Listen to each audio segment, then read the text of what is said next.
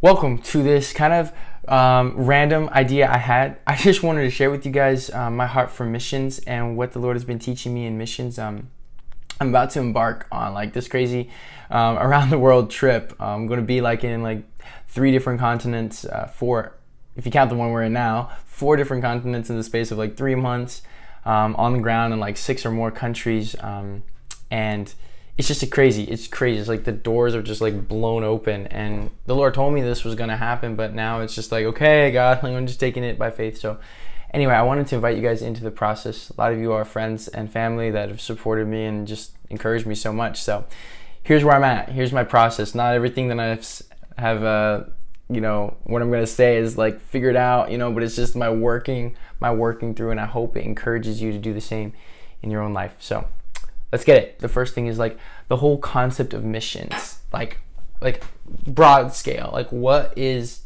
mission? What is the meaning of missions? There's all kinds of different missions. When we get down to it, like the main question I have is, what does it look like for a son and daughter? So here's what I want to really lay down as the foundation for all of my thinking, and just kind of like pondering on the topic of missions. Actually, I learned this from an amazing lady in New Zealand, and it's called like Kingdom Family.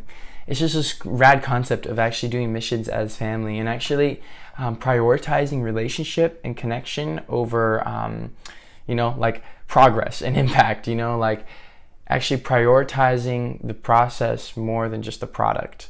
And that's what I really got to know as I worked with these people in Uganda, that they were so concerned with building a radical, like real, genuine, authentic relationship. And because of that, the Lord was moving in so much power and bringing so much freedom and healing to their community, because they're prioritizing what He prioritized.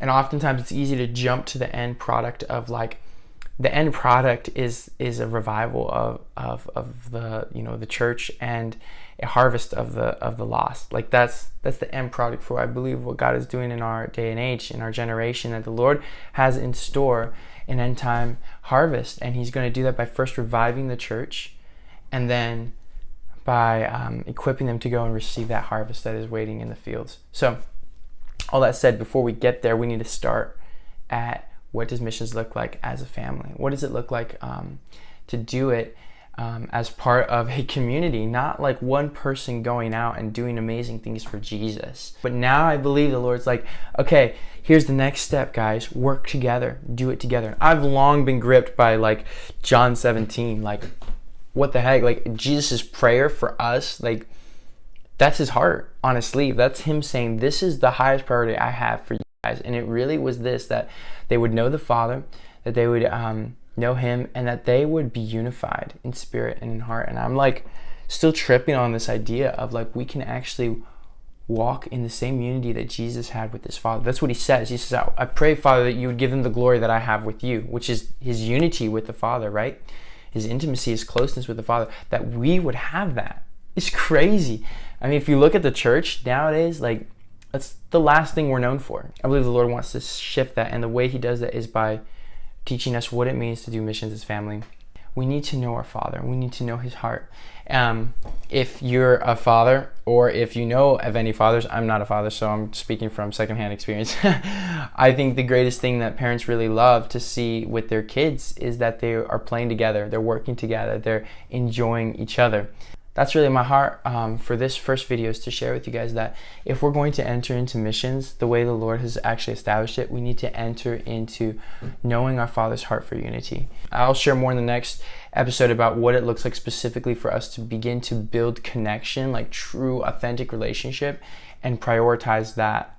We need to fight for our unity. We need to fight for oneness of spirit in our churches, in global missions. Like we need that, because that's the Father's heart. The Father is groaning, like I feel it in my heart. Like the Father is like, once you guys come together, I can release what you've been praying for. Like this revival you've been praying for, I can release it once you come together. But how is He going to release an end time harvest, a global move of God, if there's no global connection? So challenge to all of you guys who are out there pursuing missions And to those of you who are supporting missions, like, start to look at it as part of a relationship, part of a community, part of a family, instead of just, am I getting the return for my investment? That's the first episode. I hope you enjoyed. There's going to be more, so I'm going to share a little bit more about my heart for seeing global, the global church unified and gathered together, and so that we're able to steward this prophecy of revival, and we're able to move forward in that. And then I'm also going to share, like, specifically this summer, what I'm doing. It's crazy. It is really crazy. So I'm going to share more about that. So thank you for watching. Love you all. Stay strong. Keep the flame. Go change the world. Know your Father. Peace.